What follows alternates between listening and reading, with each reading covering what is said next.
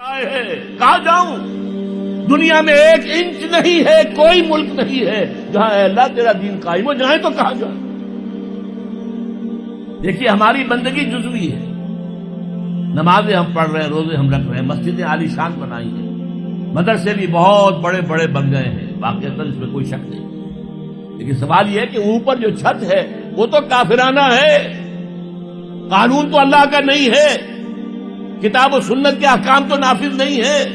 ہاں نماز ہے، روزہ ہے، حج ہے، زکات ہے، تو نماز اور روزہ تو ہندوستان میں بھی ہو رہا ہے۔ تو چند ایک مسجدیں ہیں جنہیں وہ تاریخی اعتبار سے کہتے ہیں کہ یہ ہمارے مندر ہوتے تھے جنہیں مسجد بنایا گیا، ورنہ وہاں پر ہزاروں لاکھوں مسجدیں ہیں، آباد ہیں، لوگ نمازیں پڑھتے ہیں، کوئی روکتا ہے انہیں؟ ہم نے یہ ملک بنایا تھا کہ یہاں اسلام کا نظام قائم کریں گے۔ نماز تو آپ امریکہ میں جا کر پڑھیے، امریکہ کو کوئی اعتراض ہی نہیں، لیکن تم کہو کہ اسلام کا نظام ہم قائم کریں گے، نہیں کرنے دیں گے تمہیں کبھی بھی۔ تم چاہو کہ تم اسلام کا معاشی نظام قائم کرو، کبھی اجازت نہیں دیں گے۔ تم چاہو کہ اسلام کی معاشرتی اقدار کو تم قائم کرو، کبھی نہیں کرنے دیں گے۔ یہ ہے اس وقت جو ہمارے ساتھ پیش آ رہا ہے معاملہ، پورا مغرب اس پر اڑا ہوا ہے، اسلامی نظام کہیں نہیں آنے دے۔ ہاں نمازیں پڑھو، ہمیں کوئی اعتراض نہیں، روزے رکھو، تم روزے 30 کی بجائے 100 رکھو، ہمارا کیا لیتے ہو؟ تو اب ہم جو کفر کے تحت زندگی گزار رہے ہیں اور اس اعتبار سے اللہ کی نگاہ میں ہم کافر ہیں، لیکن سوال یہ ہے کہ جائیں تو کہاں جائیں، کریں تو کیا کریں؟ نظام کفر کا ہے، قرآن کہتا ہے وَمَن لَّمْ يَحْكُم بِمَا أَنزَلَ اللَّهُ فَأُولَٰئِكَ هُمُ الْكَافِرُونَ۔ جو لوگ قرآن کی، اللہ کی اتاری ہوئی شریعت کے مطابق فیصلے نہیں کرتے وہی تو کافر ہے۔ اور کافر کسے کہتے ہیں؟ اقبال نے کہا نا، بتوں سے تجھ کو امید ہے، خدا سے نو امیدی، مجھے بتا تو صحیح اور کافری کیا ہے؟ تمہاری ساری امیدیں امریکہ کے ساتھ وابستہ ہیں، وہ مسئلہ طے کرا دے، وہ یہ کرا دے، وہ کرا دے، وہ معاملہ ہمارا، وہی تو سب سے بڑا چور وہی ہے، سب سے بڑا ڈاکو وہی ہے، سب سے بڑا اسلام کا مخالف وہی ہے، اور اسی کے پاس ہم جاتے ہیں۔ قرآن کا فتویٰ تو یہ کہ تم کافر ہو۔ ہاں انفرادی طور پر تم مسلمان ہو، اجتماعی طور پر قومی سطح پر تم کافر ہو۔ وَمَن لَّمْ يَحْكُم بِمَا أَنزَلَ اللَّهُ فَأُولَٰئِكَ هُمُ الْكَافِرُونَ۔ یہ 7واں رکوع ہے سورہ مائدہ کا، اور پھر فرمایا وَمَن لَّمْ يَحْكُم بِمَا أَنزَلَ اللَّهُ فَأُولَٰئِكَ هُمُ الظَّالِمُونَ۔ جو اللہ کے اتارے ہوئے قانون کے مطابق فیصلے نہیں کرتے وہی تو مشرک ہے۔ اللہ کے حکم کو چھوڑ کے کسی اور کے حکم پر فیصلہ کر رہے ہو، اس سے بڑا شرک کیا ہوگا؟ اور تیسری مرتبہ فرمایا وَمَن لَّمْ يَحْكُم بِمَا أَنزَلَ اللَّهُ فَأُولَٰئِكَ هُمُ الْفَاسِقُونَ۔ وہی تو فاسق ہیں، فاجر ہیں، وہی تو سرکش ہیں، وہی تو باغی ہیں، وہی تو غدار ہیں اللہ کے، جو اللہ کی شریعت کے مطابق فیصلے نہیں کرتے۔ اب ان 3 آیتوں کی روح سے سمجھ لیجئے ہم کہاں کھڑے ہیں، کیا کر رہے ہیں۔ دیکھیے میں آپ کو ایک مثال دیتا ہوں، ہماری آبادی کا میں سمجھتا ہوں اکثریت تو وہ ہے جو نماز روزے کے لیے پابند نہیں ہے۔ ان چیزوں کا چرچا شہروں میں زیادہ، دیہات میں بہت کم رہ گیا، بہت کم، بہت کم، اور ہماری 70% آبادی دیہات کے اندر۔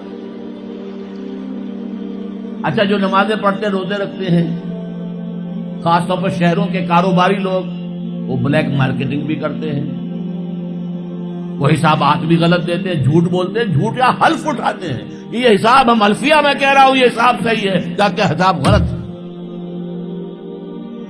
سودی کاروبار کرتے ہیں، اپنے کاروبار کو بڑھانے کے لیے سود کا قرضہ لیا ہے، سودی قرضہ لیا بینک سے، اپنی بلڈنگ بنانے کے لیے بہت بڑی قرضہ لیا ہے بینک سے، تو ان کی عبادت کیا ہوئی؟ وہ اس آیت کے ذیل میں آ گئے کہ نہیں؟ افتؤمنون ببعض الکتاب وتکفرون ببعض فما جزاء من يفعل ذلك منكم الا خزي في الحياة الدنيا ويوم القيامة يردون الى اشد العذاب وما الله بغافل عما تعملون۔ لیکن میں ان کو بھی چھوڑتا ہوں۔ فرض کیجئے ایک شخص ہے، نماز پڑھتا ہے پوری 5 وقتہ مسجد میں، رمضان کے روزے رکھتا ہے، اور بھی اللہ توفیق دیتا ہے، ایام 20 کے روزے رکھ لیتا ہے، یا ہفتے میں 2 روزے رکھتا ہے، سوموار کے اور جمعرات کے وغیرہ، زکوٰۃ دیتا ہے، کاروبار بھی سارے حلال کر رہا ہے، حرام نہیں کر رہا، سود میں بھی براہ راست ملوث نہیں ہے، نہ پیسہ سود پہ اوپر بینک میں رکھ کر سود کھایا، نہ سود پر قرضہ لے کر کوئی اپنا کاروبار بڑھایا، نہ کوئی اپنا کارخانہ لگایا، نہ کوئی اپنے بلڈنگ اونچی بنائی۔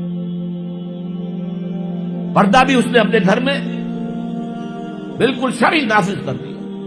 وہ اس پورے اسلام پر کاربند ہے جس میں وہ کاربند ہو سکتا ہے اس وقت، لیکن وہ اس قوم کا فرد ہے جو قوم اللہ کے فتوے کے مطابق کافر قوم ہے، جو اللہ کے فتوے کے مطابق مشرک قوم ہے، جو اللہ کے فیصلے کے مطابق فاسق و فاجر قوم ہے۔ قوم کے فرد تو ہم اسی کے ہیں۔ چور کا ہاتھ تو نہیں کاٹا جا رہا، ڈاکوؤں کو وہ سزا تو نہیں جا رہی سورہ مائدہ میں جو آئی ہے، ان کے ہاتھ اور پاؤں مقابل سم سے کاٹ دیے جائیں، یا یہ کہ انہیں ملک سے باہر دفع کر دیا جائے، قتلوا تقتیلا، ان کے ٹکڑے کر دیے جائیں۔ ڈاکوؤں کو کوئی سزا ملتی ہے ایسے؟ لیکن اصل میں جو لوگ شور مچا رہے ہیں وہ ہیں جو کہتے ہیں کہ یہ اسلامی سزائیں وحشیانہ ہیں۔ بے نظیر بھٹو کا کہنا ہے یہ وحشیانہ سزائیں ہیں، اللہ کی دی ہوئی سزائیں وحشیانہ ہیں۔ معاذ اللہ ثم معاذ اللہ ثم معاذ اللہ کلمہ کفر ہے۔ اب اس کا کیا علاج ہے ہمارے پاس؟ کیا کریں؟ میری بات کو توجہ سے سنیے۔ اس نظام باطل کو ذہناً تسلیم مت کرو، اس نظام باطل کی خدمت مت کرو۔ Don't reconcile with it, don't serve it, don't support it. اس نظام کے تحت پھلنے پھولنے دولت مند بننے کی کوشش مت کرو، بلکہ اپنی زندگی کو سکیڑو، اپنی ضروریات کو کم کرو، اپنے آپ کو ذرا آزاد کرو، اپنا وقت، تاکہ اس وقت کو تم لگا دو اس نظام کے خلاف جد و جہد میں۔ ایک ایسی جد و جہد، ایک ایسی کوشش کہ اس نظام باطل کو جڑ سے اکھیڑ کر پھینکنا ہے اور اس کی جگہ نظام حق، دین حق نافذ کرنا ہے۔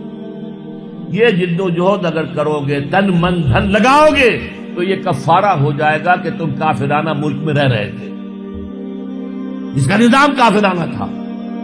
تم چاہے اپنے آپ کو مسلمان سمجھتے تھے، لیکن نظام کافرانہ تھا جس کے تحت تم زندگی گزار رہے تھے۔ ہاں اگر یہ کرو، اے اللہ میں نے اس نظام کو ذہناً تسلیم نہیں کیا، اے اللہ میں نے اس کی خدمت نہیں کی، میں نے اسے سپورٹ نہیں کیا، اے اللہ میں نے اس کے درمیان اس کے نیچے رہتے ہوئے عیش کرنے کی کوشش نہیں کی، اے اللہ بلکہ میں نے کم سے کم اپنی ضروریات کر کے وقت نکالا اور اس کے خلاف جد و جہد کی،